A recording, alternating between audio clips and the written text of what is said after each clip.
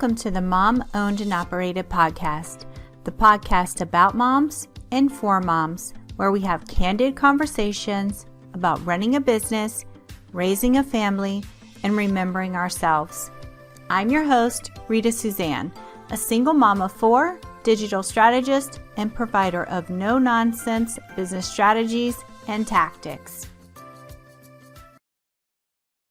Hi, this is Rita Suzanne, and this is Mom Owned and Operated. Today I have my friend Stefanie with me, and I am so excited to hear all about all the things, Stefanie. So please tell us more about you, your business, and your family.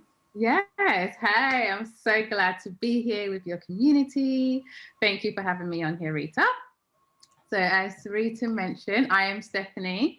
I am a mindset coach and I support working moms to rediscover their identity and do something for themselves, for their future, basically, go for their dreams, go for their goals. So I hold a space for them to do that and I absolutely love it. Love it. Oh, I love that. I love that because it's so needed.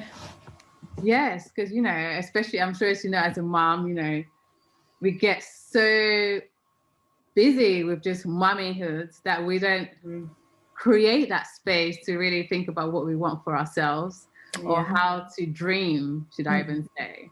Yeah. No, I agree. I feel like, okay, so how many children do you have and where are you located and all of that? Yes, I have two boys, age 5 and an 11-month-old. Oh my goodness. So 2 young kids. I'm married, been married for 6 years. I was about to say 5 years, 6 years. And I'm based in the UK. So I was born in the UK. For the first 5 years of my life, I actually lived in Nigeria. Nice. And then came back to the UK. So I class myself as a Nigerian and British. Right. So I've been in the UK for almost all my life, basically now. And obviously you love it or you wouldn't be there, right? Yeah, I love it, just apart from the weather, but then that's why I have Nigeria there to I go back at least once a year to just get that sun. That I don't just reconnect, right? Exactly. Like, yeah. Oh, oh my gosh, that would be amazing to be able to go there. Okay, so let me ask you then, before you started being a coach, what were you doing before then? Yeah. So before that, I was in finance. Technically, I'm still in finance because I'm on maternity leave. Okay. And by law, I have to go back for 3 months. Really? Yes. So when they give you, depending on the company you work for, if you take a full maternity package, then there's usually a clause that you have to come back for 3 months or pay back 3 months worth of salary. Oh, okay. So they give you like how much time, like a year off or? No, they give us a year off. So I took the whole year off. Yeah. For my first son, I only took off 5 months. And I said, no, this time around, I want to take the whole year off and just focus on me, use the time to also focus on me. So I've been working in finance for over 10 years now. And it's such a contrast though, finance and then, the coaching and you're working with working moms, right? Or is it entrepreneur moms? Working moms, so corporate moms. Yeah. Basically. Yeah. So basically like how I've transitioned from being a corporate mom into an entrepreneur. So helping them make that transition also and see, it's totally worth it. Right. And it will totally help you create more time, work on your own schedule, not have to, request annual leave from your boss because you need to attend your son's play or doctor. Something. Yeah, exactly. Or like take them to the doctor. Oh my gosh. I remember when I worked in corporate and I was just, I just was planning my escape. Like, I was just like, how am I going to do this? It was almost as if like, I always wanted to be an entrepreneur, but I really didn't know what I wanted to be. But as soon as I had my first son, I was like, I have to find a way to be with Okay. them, because I would drop him off and I would just cry. I was like, oh, I need to be with my baby. And I only got 3 months off for maternity leave. So like our maternity leave here is not as nice as it is there. Oh my goodness. And the funny thing is, over here in the UK, if you were to come back from maternity leave after 3 months, you have people looking down on you like what a bad mom, right? Exactly. And then after I had my second son, no, I left my job and I stayed off for a year and a half. So I was able to spend time with them. But, I was like, I didn't want to go back to work. So I'm glad that there's people, coaches like you who are able to help people or moms to really find that transition of it, whether they want to stay in corporate or not. Not everybody wants to be an entrepreneur. Yes, exactly. That's true as well. Not everyone wants to be an entrepreneur. So it's not something that, especially with me, it's not something that I force on saying, oh, you need to leave your 9 to 5. Like you need to want it for yourself. Because I remember, I'll tell you a funny thing. After I had my first son, I remember I kept saying, I can't wait to be pregnant with my second child because I can finally leave this job. Right. I was literally just waiting for the moment to be pregnant, just to have a whole year off work and then say to them, okay, I'll come back for 3 months and I'm done. Yeah. I mean, so then as soon as you come back you have to do your 3 months. And is that like you tying up like all the loose ends and then you can leave without any constraints or anything? No constraints, nothing basically. Oh, that's awesome.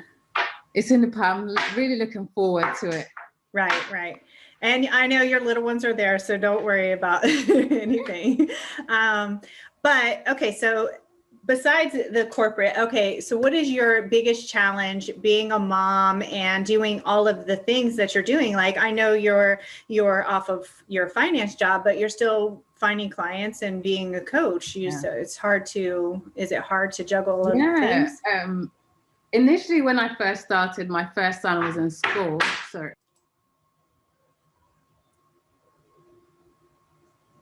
I'm so sorry about that. It's okay. When I first started,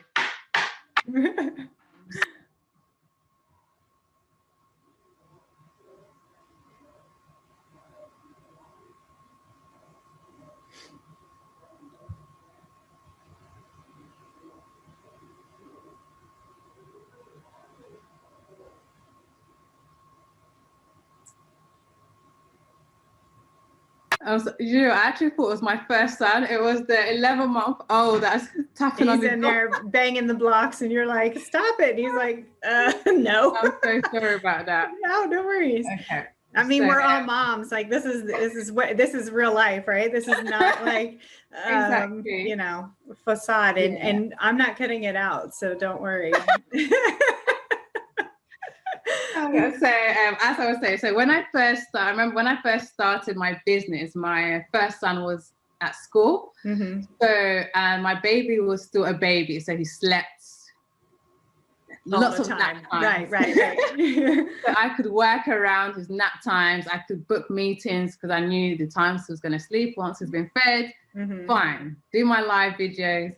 But as he's growing now, doesn't have as much nap times, and then obviously COVID started. My first son is now at home. I'm homeschooling, and to be honest with you, it was a big challenge. It was a big challenge, and even though my husband's at home as well, like he's working, so I can't say, okay, you have the kids for this amount of time. So he tried to help as best as he could, but it was such a challenge because I still had calls like with clients that I had at the time. And then I had to homeschool as well. So I wasn't for me, I felt I wasn't as productive as I would like to be. I was just working in pockets of time. So it was taking me longer to get things done.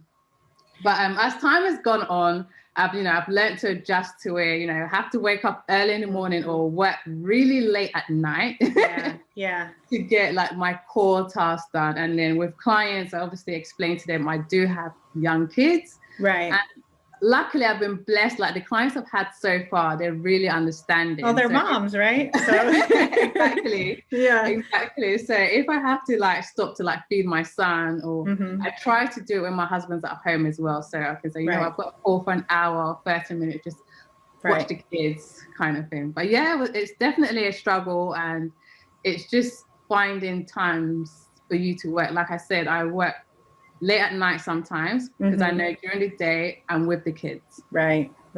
Oh, That's the way I feel. I mean, my kids are older. You know, I have 4 kids, and 10, 11, 12, 13 right now. And they still, you know, it doesn't get any better as they get older, right? Like it still takes me a long time if I'm trying to work while they're here, there's so many interruptions and so many things for me to get up and have to do, or mediate or cook or do, you know, all of the things. And it takes so much longer. And I try to tell them, like, listen, if you just let me focus on this, I'll be done so much faster. Exactly. And they can't. It's like they can't, you know, it's like, no, you know, they want to interrupt me 5 times, and then it takes me 5 times as long, because you have to get back into the flow of everything. And, you know, that's the challenge, is, you know, finding that to like that vibe. But like I'm saying, it doesn't get any easier at all, unfortunately. Sorry.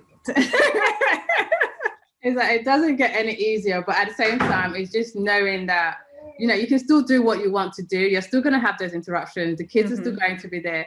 There's no one that's going to teach you how to stop your kids interrupting you. Right. Because they won't, you know, like I remember my kids, I would be so self-conscious about being on video, and I was in front of a group and teaching a class, and all of a sudden, and my boys were in the other room, and I was single, and they came running in behind me, and they're like dancing and doing all this thing, and I just had to laugh it off. I couldn't do anything else except for laugh it off. And since then, I've just given up trying to, you know, control it. Because exactly. I think for me, that's the benefit as well, working in the mum environment. I'm like, okay, I'm sure you can understand, you know, what's going on. But obviously I try to minimize their interruptions as much as possible, because at the end of the day, do a business.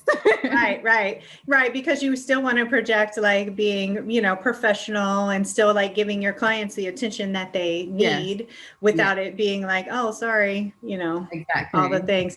And so, okay, my whole purpose with this Mom Owned and Operated is to really figure out how other moms are running a business and raising a family, but also how are you remembering yourself? Like that's the biggest thing I think that gets lost once we're doing these 2 big things. Yes. So for me, what I currently do, I actually schedule a day. So I have Thursdays, I call it self-care day. I have it in my diary, because the way I work, anything I have in my diary, I know I'm going to get it done. Right. So I have it in my diary that says self-care day, and I just use it as a time for me, basically. It might just be just sitting down on the bed for like half an hour. It's still something right by myself, you know, or, you know, not really focusing on work. Just use it. If I need to do work, fine, but it's a day for me, basically. So I use it those days to reflect on, you know, where sometimes where I am. Sometimes I use it to just do journaling. Sometimes I use it to watch trash TV, you know, whatever I feel like that day. You know, I don't feel pressured. Oh my gosh, you know, I have this client today. I need to do client work today. Which is really, I mean, I think that's so important, because it's easy to get caught up in your client's needs and forget your own needs. And that's where, you know, the stress and the burnout can kind of, you know, come into play when you're doing all of these things. And that's why I said I wanted to start this whole thing, was because I want people to be real honest and candid about how challenging it is to do all of these things, but it's also so rewarding at the same time. So I don't want to discourage anybody from being, you know, an entrepreneur mom. What I want is for us to just be real honest about it. It's not what you think it is. Very true. Because you know what we see out there, you know, we see people's well-packaged, you know, social media profile looking like perfect parents. Yeah. And you're just thinking, how on earth did they manage to do this? I can't even like drink a cup of tea without it getting cold. Right, exactly. I have to warm it up like 5 times before we even get there. So I really love the idea to let people, especially moms, see that it's completely normal to have the chaos behind you. Right. But we only want to showcase the idea of, perfection, which is, it's unrealistic to expect that it's going to be perfect, but so unrealistic. So you're just setting yourself up for failure, because you might say, okay, you know what? Yep, I want to go on this entrepreneurial journey. Let me do it. And then you start it and you're like, oh my gosh, this is not what I expected. Right. So if you knew, like, if another mom came to you and she wanted to start her business, like, what would be your advice to her so that she would, like, clearly and really understand what it's like? I would say to her, go for it. Like, don't worry about your circumstances right now. Like, don't worry about where are you going to find the time to do this, to do that. Just do it. Just start with doing something. And as you go along, you'll start to figure out what works for you, Yeah. What times in the day can you work? And like, don't feel like you have to spend the whole day working on your business. I think that's a common misconception that, I have to work like 5 hours a day on my business for it to be successful. You can work 1 hour a day, as long as it's like intent, that 1 hour, you're dedicated, being intentional, it's enough. Sometimes it's even better than working 5 hours and you're spending 2 hours procrastinating. I know, because that's part of your self-care, right? Because you're like, I don't feel, and I think a lot of times it's, unfortunately, the hustle mentality is like really has been drilled into people, where they think, oh, well, if I'm not working on my business, then maybe I don't love it, or, and maybe it's not for me, or, when that's not even the case. Maybe you're not motivated because you're burnt out. And, so because of that, like, how are you coaching like other moms so that they can really do all of these things and take time for themselves?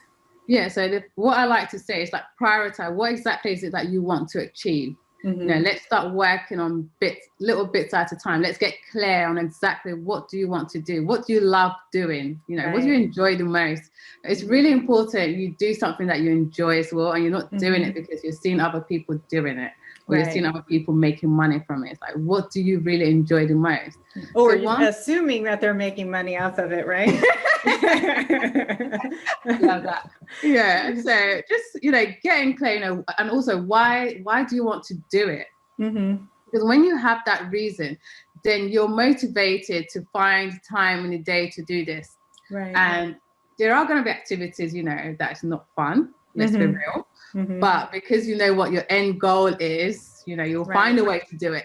Right. Find a way to do it. And, look at tasks that you don't really need to do. Especially when you're new into business. You want to do this, you want to try this, you want to try this strategy. And what I'm there is to tell you, what, you don't need to do everything at the same time. Let's pick one. Let's focus on that, and be realistic about how much time you can actually dedicate a day. Right. So I want you to tell me, okay, Stefanie, you know what?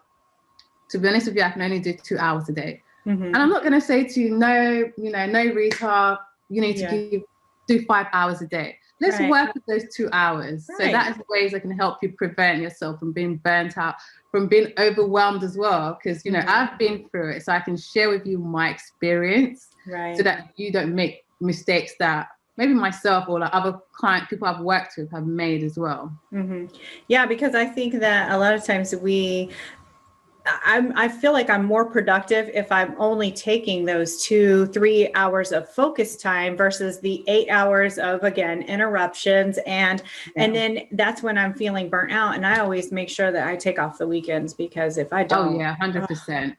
But when I first started, I just was working like crazy. I was like, I get up out of bed, but a mess, like walking around crazy. And, I literally would just roll out of bed, turn on my computer. I was so obsessed with it. But now I'm at the point where I've set boundaries for myself, where I don't have my email on my phone. I don't, I have different days for different things, and that helps me to stay on task, because otherwise I'm just like a workaholic. I will just get in there and work, And sometimes, like you said, it's busy work, you know? Exactly. I love the fact that you mentioned, setting boundaries, because that's something like halfway down the line of starting my business, I had to really sit down and say, you know what, Stefanie, waking up early in the morning, first thing you're doing is to go on your phone, check if you've got any emails, go on social media, whatever, or wake up in the middle of the night, go on my phone again. I was just like, this is just ridiculous. Yeah.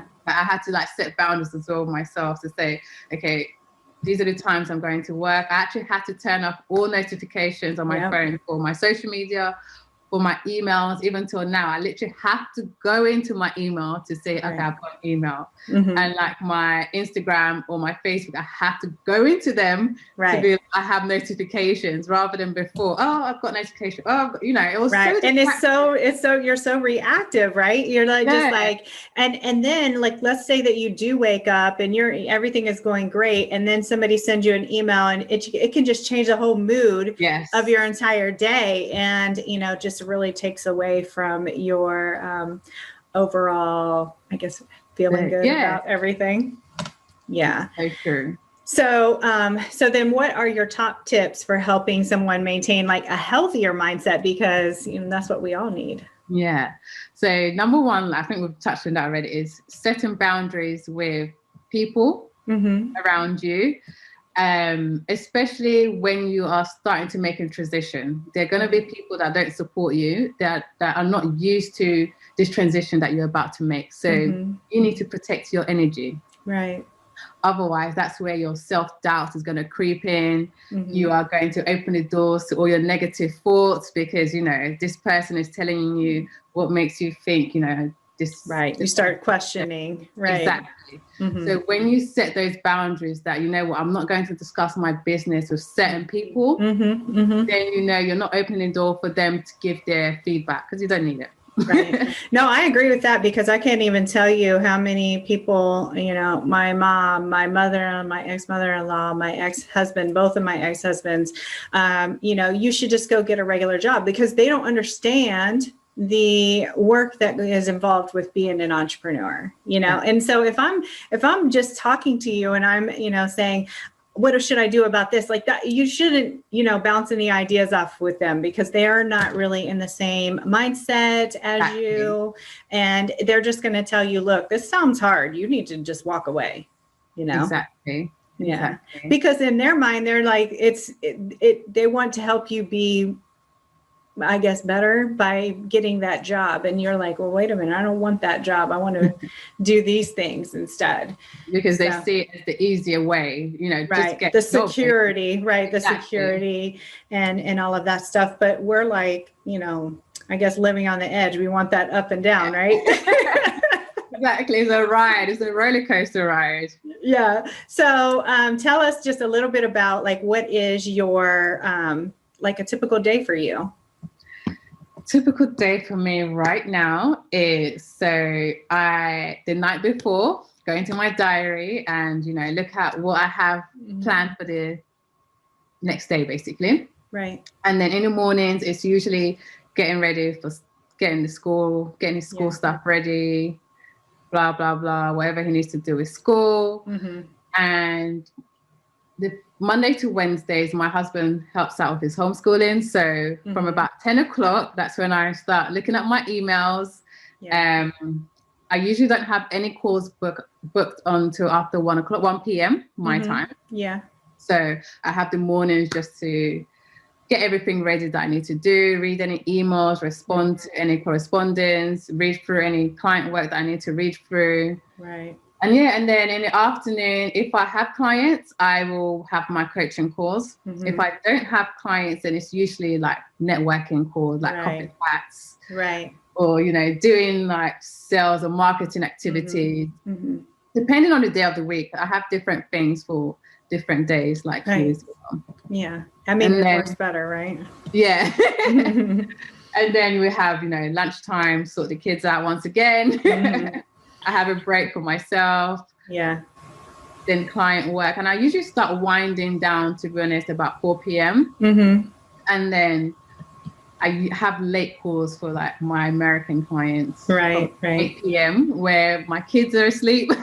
Yeah. So I kind of do my schedule around them, everybody else, right? And your clients and who you can connect with and stuff too. Exactly. Yeah, especially like you said, if they're in a different time zone, that can sometimes be a challenge. Yes. So so that's usually what my typical work day is like. Not too hectic, and usually around what I have going on with the kids and my clients as well, their needs. So and I also try to have all my clients' calls on one day, so that I don't have to spread myself thin every day. I think I've got calls and I have to worry about childcare and all that. So at least I know, this day is dedicated to calls. And I do the same thing. I do that because I used to make myself more available. But when I have, like, let's say that I have 2 or 3 calls that day, like I'm pretty outgoing, but, and extroverted. But then once I have like all these calls, I feel so drained. Like I feel unproductive after, like I can't do anything. So that's why I've really just blocked off Thursdays as my day for all my calls. And, everything else will, and they're leaking over into Fridays now, but it's not, and that's okay, because Friday, the weekend, and then I get some time off. Exactly. And I like to do a thing where at the end of the month, I don't do any calls at all. Okay. So the last week of the month, I don't do any calls, just to allow myself to, I guess, catch up on things and, to kind of recuperate from all of that stuff. Like, it's just, I think that as you mentioned, like, as you get into your business, you really just find out what's going to work for you. Exactly. Yeah. Exactly. Because like over summer, when my kids aren't in school, my business is so different. It's completely different. I try to work as hard as I can during the school year, which, this year has obviously been a challenge. But, I try to, and then on the summer, it's just way more lax, because we're outside and we're going places and we're doing things. So I think, it's just really about finding that that balance, I guess. But exactly. How much I hate to say that. But I know. There's no such thing as balance. It's just finding out what works for you. I think that's what it is. Right. Because I used to work just nonstop, and then it would be like a random Tuesday and I'm laying on the couch watching TV.